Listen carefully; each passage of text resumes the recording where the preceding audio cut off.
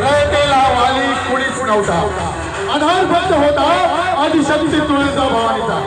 साऱ्या महाराष्ट्रातील रयतेने आदिशक्ती तुळजाभवानी समोर गोंधळ मांडला आणि चमत्कार झाला. शिवनेरीवर संचार झाला. पुत्र जिजाऊला झाला, पुत्र महाराष्ट्राला झाला. साक्षात शिवशंकर भगवान या शिवरायांच्या रूपाने या पृथ्वी तलावर अवतीर्ण झाले आणि सारा महाराष्ट्र भयमुक्त झाला.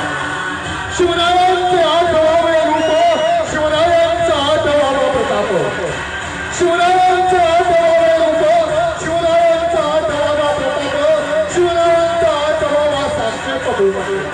या भूमीचा जगाई धर्मरक्षी ऐसा नाही, महाराष्ट्र धर्मराईला तुम्हाला यहुदी हा जमानाला काय काय करून देवाचे धर्माचे स्वराज्य निर्माण करणाऱ्या शिवछत्रपतींच्या चरणी तोडणकर वासियांचा मानाचा मुजरा.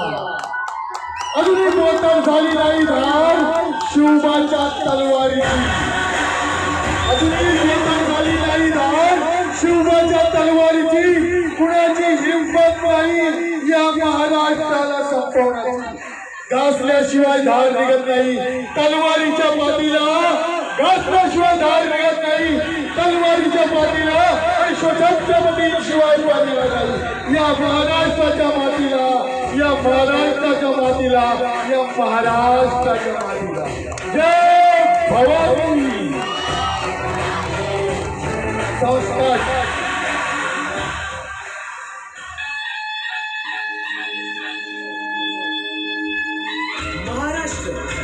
या महाराष्ट्राची ओळख 350 वर्षापूर्वी अवघ्या जगाला झाली. ती म्हणजे सह्याद्रीच्या दऱ्याखोऱ्यांनी, उंच उंच सुरख्यांनी, खडेगपाऱ्यांनी आणि अभेद व बेलाद अशा गडकोटांनी, निष्ठावंत मावळ्यांची तसेच आदर्शवान स्वराज्याची.